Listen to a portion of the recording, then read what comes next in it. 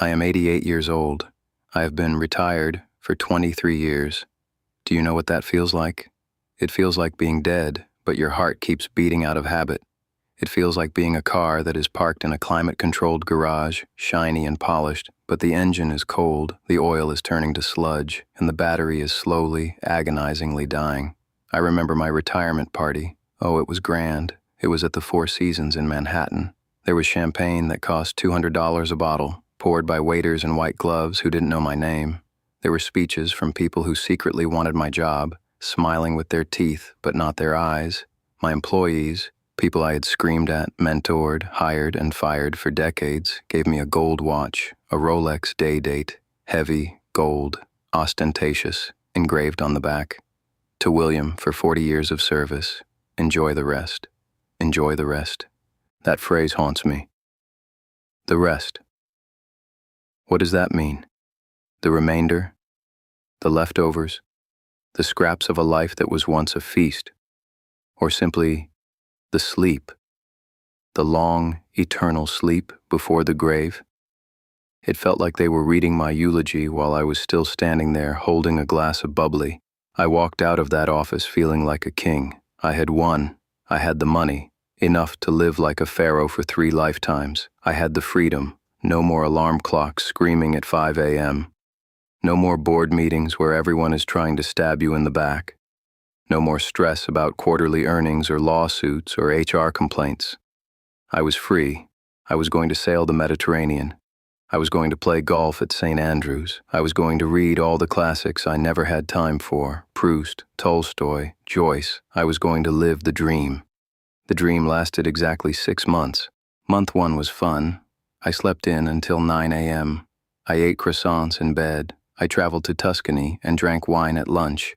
I bought a boat, a beautiful 60-foot yacht I named the Freedom.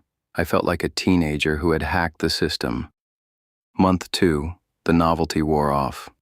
The boat engine broke and I spent 3 weeks arguing with mechanics in Italian who looked at me like I was a walking wallet. The villa in Tuscany was beautiful, but it was lonely. I realized I had nobody to talk to about business.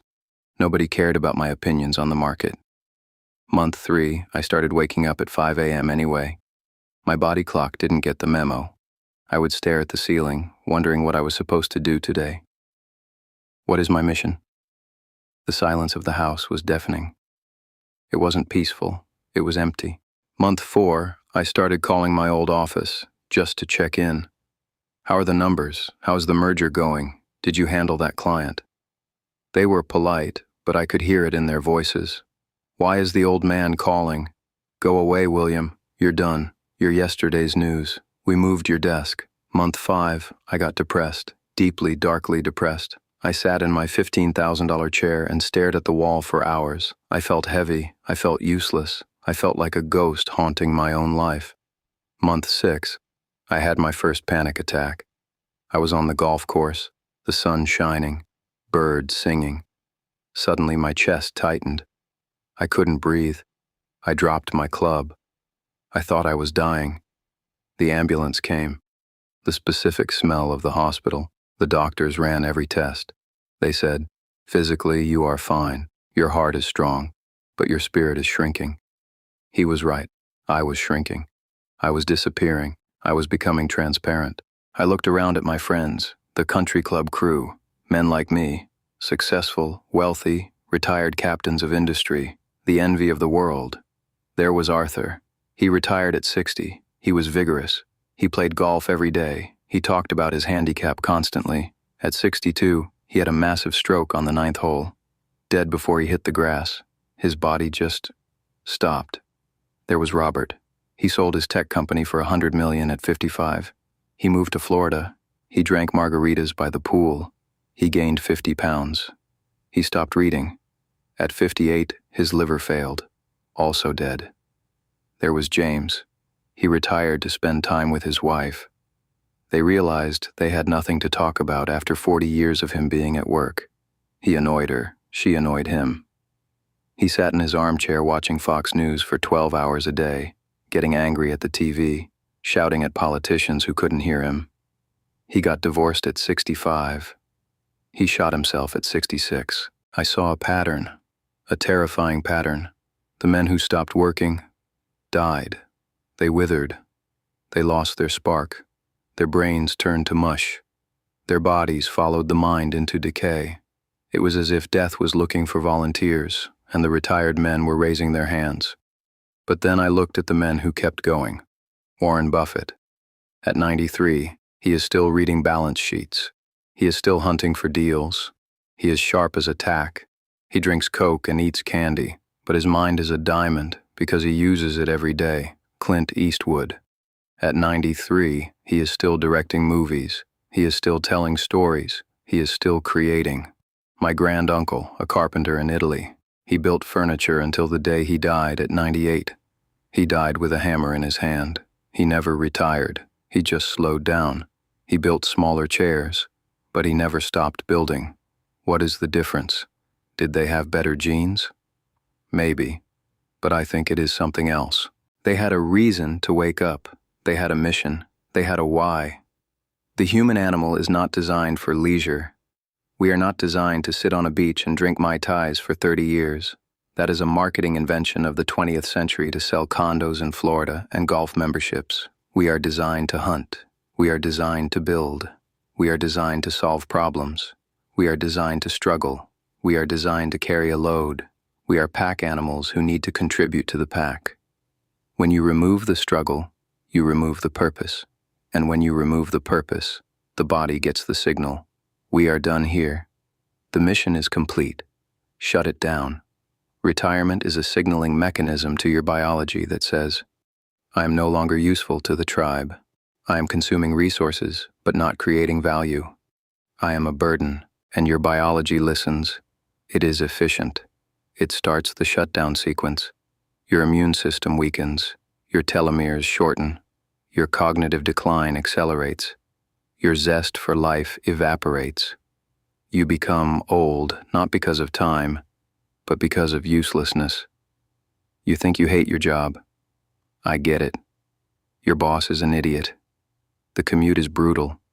The pay is mediocre. You feel unappreciated. You dream of the day you can give them the middle finger and walk out into the sunset. But what you hate is not work. What you hate is that work. You hate the lack of autonomy. You hate the lack of meaning. You hate the toxic environment. You hate being a cog in a machine that doesn't care about you. But do not confuse bad job with work. Work, meaningful, challenging, autonomous work, is the elixir of life. It gives you structure. It gives you social connection. It gives you a sense of competence. It gives you a reason to get out of bed when your knees hurt. It gives you a puzzle to solve. It keeps the brain plastic and the heart engaged. If you are 25 or 35 or 45 and your only goal is financial independence, retire early, fire, I have a warning for you. Be careful what you wish for. I achieved fire. I had enough money to never work again at 45. I kept working until 65 because I was greedy. But when I stopped, I realized that the money was just points in a video game. Without the game, the points are meaningless. You can have the highest score on the leaderboard, but if the arcade is closed, who cares? Who sees it? If you retire at 35 to sit on a beach, you will be bored out of your mind by 36. You will lose your edge. You will become soft. You will become irrelevant. You will become a spectator in the arena of life.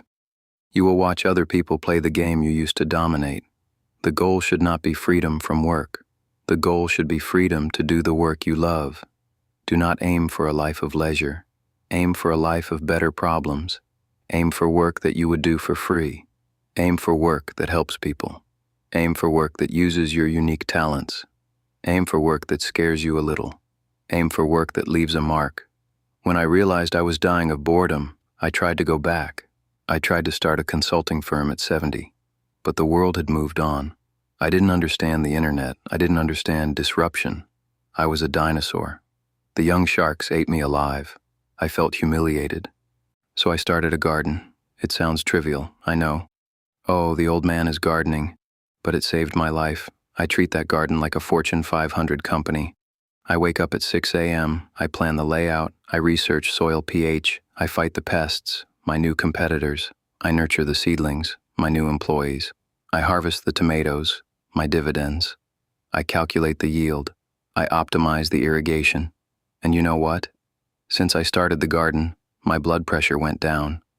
My depression lifted. My panic attacks stopped. Why? Because the tomatoes need me. If I don't water them, they die. If I don't prune them, they fail. I have a purpose. I have a job. I am needed, even if it's just by a plant. I am not saying you should work in a cubicle until you are 90. God, no. That is slavery. I am saying never stop being useful, never stop creating value. Retirement should be illegal. It is a death sentence. We should rename it transition. Transition from working for money to working for meaning. Transition from building a career to building a legacy. Transition from competition to contribution. But never, ever stop. Look at the Japanese concept of ikigai. A reason for being. In Okinawa, where people live to be 100, they do not have a word for retirement. They fish, they garden, they teach karate, they care for grandchildren. They are active members of the village until the very end. They are revered for their wisdom. They do not sit in chairs. They sit on the floor and get up 100 times a day. They drag their bodies through the day because their spirits are pulling them forward. Their bodies are tired, but their souls are on fire. If you are planning to retire soon, stop, rethink your plan. Don't buy the boat. Don't move to the golf course community where everyone is waiting to die. Start a business, mentor young people, write a book, learn to paint, volunteer at a soup kitchen, build furniture, restore a classic car, learn a language. Find something that demands your focus. Find something that is hard. Find something where you can fail. If you can't fail, you aren't living. You are coasting. Comfort is the enemy. Comfort is the waiting room for death. Struggle is the friend. Struggle is the gym for your soul. Friction is what keeps you sharp. A knife that is never used gets rusty. A knife that cuts every day stays bright. I see my peers who are resting. They are ghosts. They talk about their aches and pains. They talk about the weather. They watch 8 hours of news a day, getting angry at things they can't control. They are waiting for the reaper, and he is coming for them first because they are easy targets. I am 88. I am tired. My body is failing. My knees hurt. My eyes are dim. But I have 50 tomato plants that need staking tomorrow morning, and I have a battle with a groundhog that is trying to eat my lettuce, and I'll be damned if I let the groundhog win. That simple task, staking tomatoes, fighting the groundhog, is keeping me alive. It gives me a nemesis. It gives me a victory. It gives me a tomorrow. Find your tomatoes. Find your fight. Find your groundhog. Do not let the world tell you that you are done. You are never done. As long as you have breath, you have a job to do. As long as you have a pulse, you have a purpose. You are here to contribute. You are here to leave the woodpile higher than you found it. Work is love made visible. To stop working is to stop loving the world. Don't retire, refire, don't rest, reload, don't fade away, burn out bright. I am William, and I have work to do. Now get back to yours.